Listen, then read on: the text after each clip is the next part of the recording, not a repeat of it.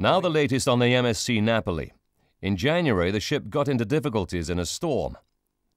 The Napoli was carrying a cargo of over 2,300 containers. The task of removing those containers began shortly after she was beached. Now the last of them has been taken off, and finally, with the decks and holds clear, the ship's salvage can begin. We'll keep you updated in future editions of the MCA Video News podcasts. All this week, people have been queuing up along the East Devon coast to see explosions take place aboard the MSC NAPOLI.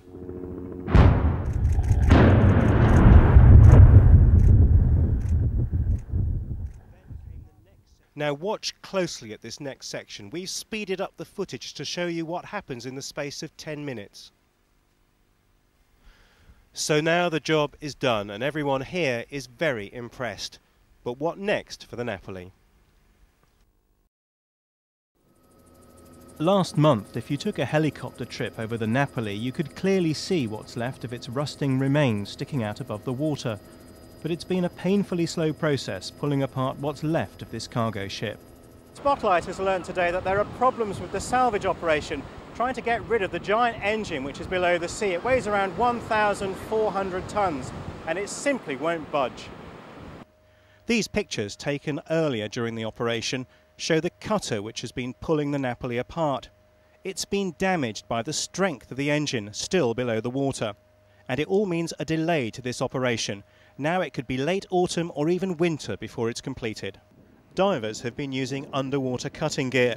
They will now inspect what's left of the engine after the explosions, but it seems certain that this operation will go on well into the autumn.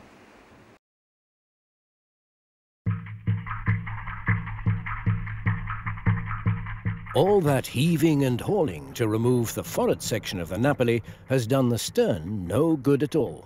It has sunk deeper into the clay seabed and has disappeared underwater. Not many people still believe that this will all end well, until Paul Glerum and Klaas Reinigert of GR Maritime come up with a bold but solid plan to lift the wreck in a bed of chains and scrap it piece by piece above the water. But how do you lift almost 4,000 tons of steel stuck in thick clay in one piece? After performing a series of multi-beam surveys to determine the exact position of the wreck, the project can take off.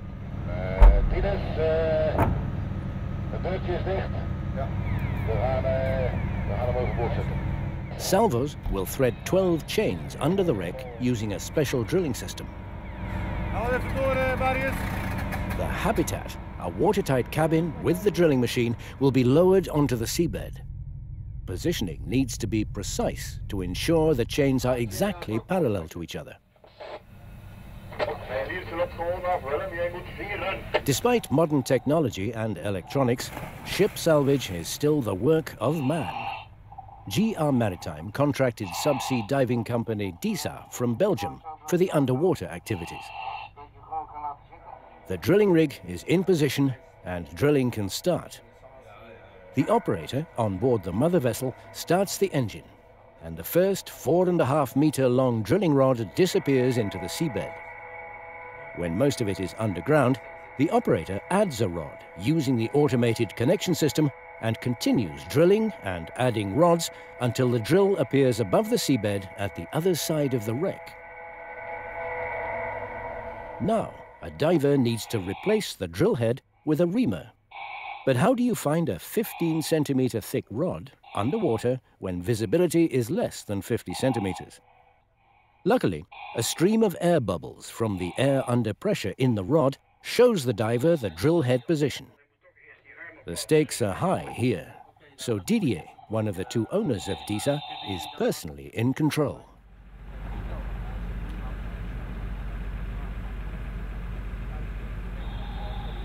One of the chains that have to pass underneath the wreck is lowered from the support vessel. The diver has already replaced the drill with the reamer and now connects the chain to its end. When the rod is retracted, the chain will be pulled underneath the wreck. The reamer widens the tunnel for the chain, which is much thicker than the rod.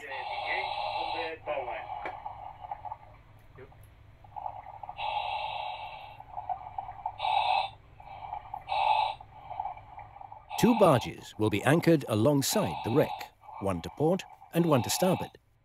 The 12 chains will be laid into chain pullers on both barges. By pulling in the chains on both sides, the salvos intend to break the wreck free of the clay and bring it to the surface. After carrying out this drilling process 12 times, all the chains lie ready on the seabed of Lyme Bay, waiting for the next step.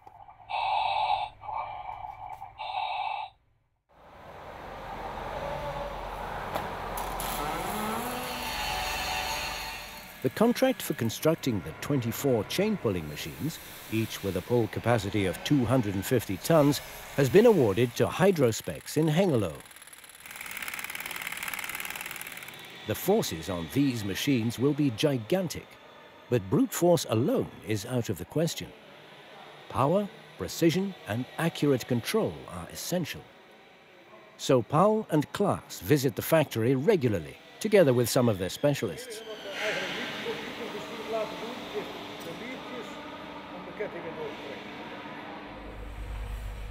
Before the chain pullers can be handed over to GR Maritime, they are tested extensively, of course under the vigilant eyes of the salvors. These very strong chain pullers are driven by heavy-duty power packs, but can be controlled to an accuracy of a few kilos via a sophisticated computer system.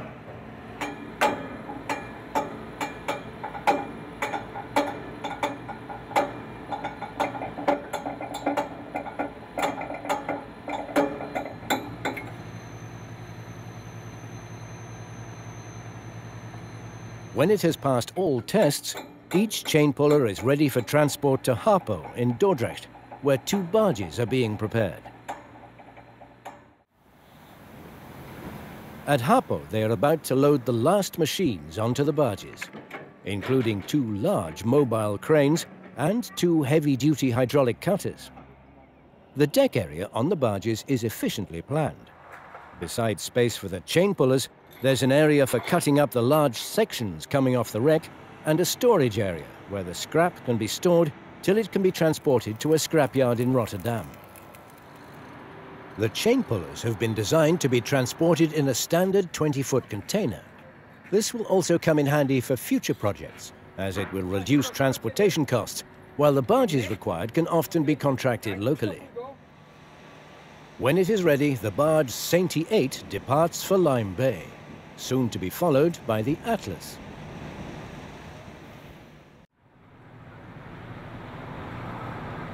In Lyme Bay, everything has gone smoothly, so when the Atlas arrives, the salvos and divers have already laid all 12 chains into the chain pullers on the Sainty 8. They maneuver the Atlas to the other side of the wreck and anchor her with 8 Delta Flipper anchors. Now the chains can also be placed into the chain pullers of the Atlas, a tough job as each shackle weighs over 90 kilos.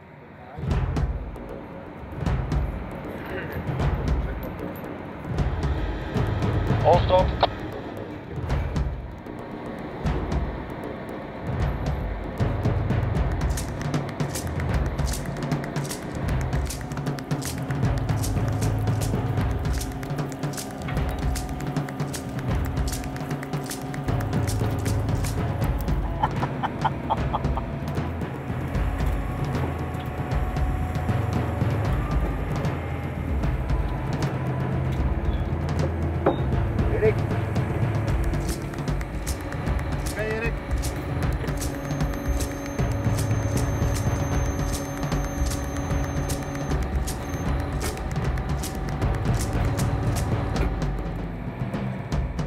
One down, 11 more to go.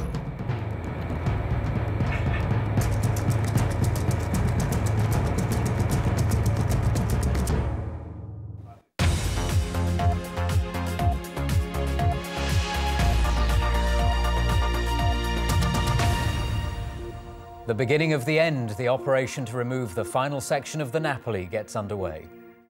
We've been standing on the cliff tops here near Branscombe pretty much all day, trying to find out what's happening to the 4,000 tonnes or so of scrap metal just below where we're standing. And it's really quite an interesting prospect. What they're going to do just down there is cut this vessel like cheese. They're going to lift it up with giant chains. We spoke to the Dutch salver, Klaas Reiniger, just a short while ago. He said it will be a slow and deliberate operation despite all of this equipment. Here you see 12 chain pullers on one of the barges with the chains going down underneath the wreck and going up to the other barge where we have 12 chain pullers as well. And then with the chain pullers pulling. And these are big hydraulic ramps, are they? Or big hydraulic ramps, yes. And here are the chains. And then, you know, we lift the whole stern section, you can say in a sort of cradle of chains, till the pieces are coming above water, and then we start scrapping and make the stern section lighter and lighter and lighter. So you just top slice bits yes. of the stern off? Yes. When will it be finished? Hopefully the end of July. Sure. No, anyway, yeah, that's what we think, yeah. Most people around Branscombe and East Devon will be pleased if that is the case. Well, as you heard, we're having a bit of a joke there with Klaas about when it will actually happen. He says pretty soon. Some people think it could be August because that's when the contract apparently comes to an end. As usual with the Napoli, time will tell. All set. A final check, and then Paul gives the signal to start hauling. Oké, jongens, daar gaat hij. Er gaan nou 150 ton per poeler en ketting 12. De ketting voor de machinegamer die hebben we op 110 laten staan. Slowly, the load on the chains increases. Jongens, op de CNT mogen jullie nummer 2, nummer 5, nummer 6 en nummer 12 nog eventjes op de hand een klein beetje doortrekken. When the chains are tight, the pullers are stopped to allow divers to check the wreck and the chains.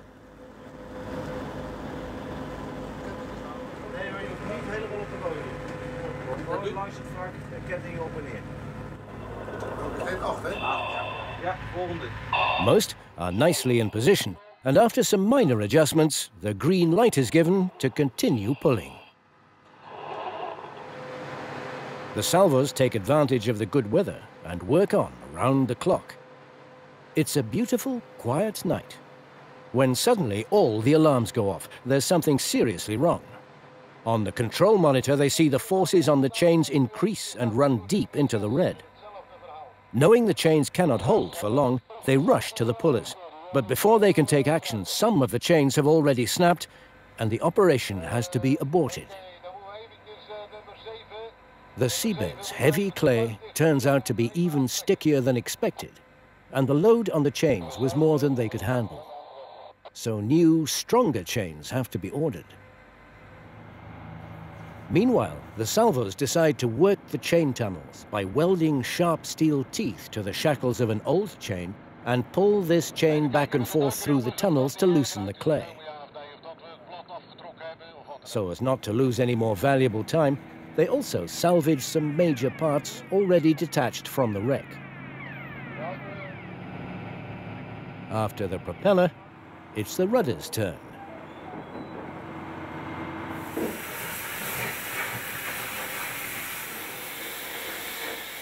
Then they can see the sinister enemy that has snapped their chains. The salvors need high-pressure sprayers, chisels, and even their hands to remove the sticky mass.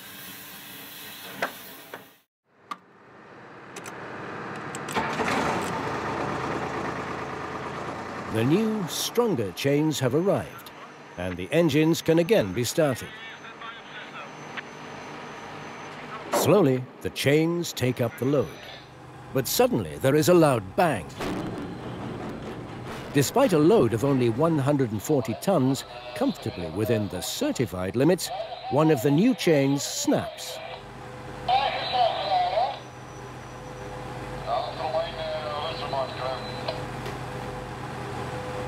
In the control room, Klaas and Paul start to worry.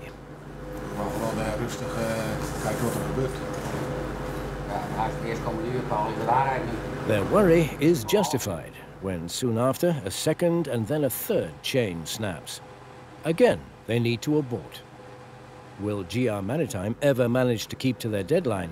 Or will the Napoli keep on resisting with everything she has? A week later, a new set of chains arrives from Norway. It takes 3 days to thread them beneath the wreck and into the chain pullers. We gaan vandaag alles in ieder geval proberen op te draaien een stukje. En daarna gaan we hem gelijk recht zetten. Dus dat we in ieder geval, als er nog een ketting in de grond zit, dat we op die manier proberen die kettingen eruit te breken. Voor de rest, ja, ik weet niet wat we meer hadden kunnen doen dan wat we nu gedaan hebben. Dus we gaan er maar aan beginnen. Dan draaien we er maar uit. 3 keer in scheepsrecht. 3 keer in scheepsrecht, ja. Oké. Again, the chain pullers start work. The atmosphere on board is extremely tense this time.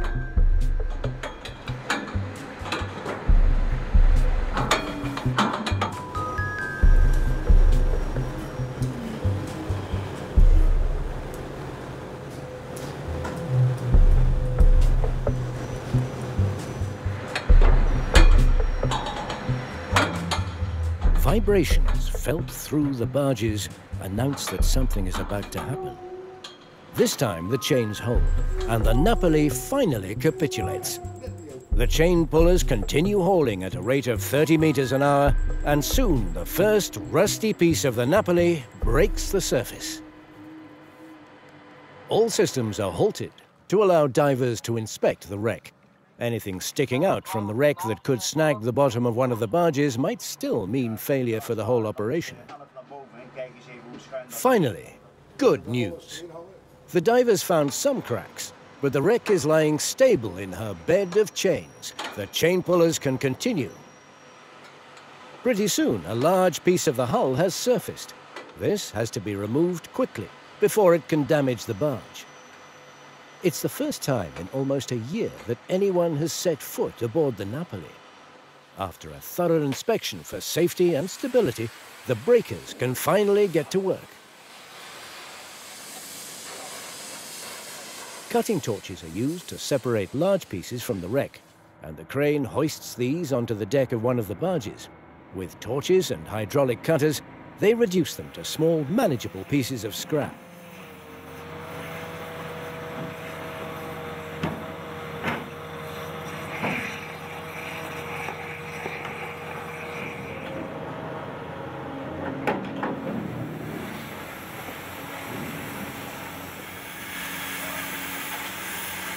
It's hard to believe, but even a year on the seabed has not been enough to fully soak everything. And here and there, fires are ignited by the sparks of the cutting torches. But the salvers are also well-trained firefighters, and the flames are rapidly extinguished. Lyme Bay is a World Heritage Site, so everything needs to be removed, including the loose debris, rubbish and dirt.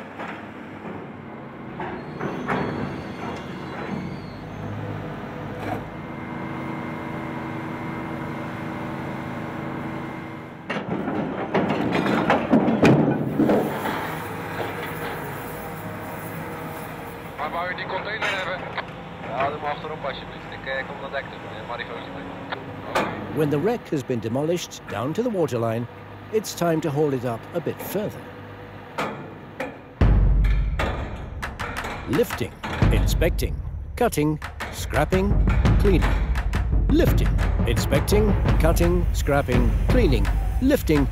It seems a never-ending story.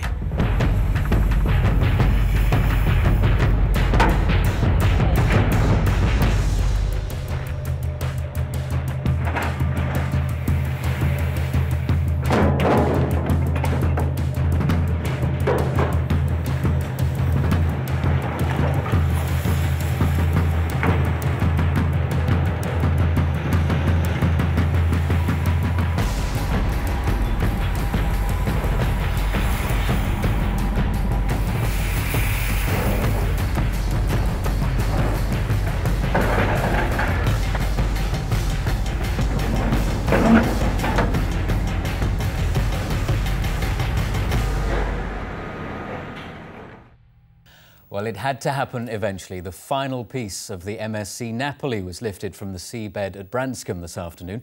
The last piece of the vessel came up just after 3:30.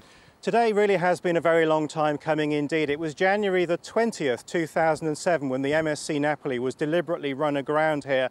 It's estimated that it's cost between 100 and 150 million pounds to clear up the heritage coastline. But today really wasn't about the money, it was more about bringing this whole thing to an end. We've kept a close eye on the NAPOLI throughout today. This is the very last time it's been possible to stand on the top of the cliffs and see the wreckage still in the water. Earlier you could just see the base of the NAPOLI. Just a fragment remained. Several large pieces were removed during the morning and placed on the barge alongside. It looked like a mobile floating scrapyard. Now the gentleman who's overseen this operation is a Dutchman called Klaus Reiniger. He joins us here now. Klaus, first of all, can I just ask you a little bit about the conditions under the sea, because it wasn't easy, was it? It was, the stern section was buried in very, very stiff clay. And I think during the time that they tried to tow the forepart away, and by breaking it out of the stern section, they wrenched the stern section into this clay. When will these barges now go and leave the area? When will we once again be clear of all of this equipment? I think the first barge will leave on Sunday, back to Rotterdam.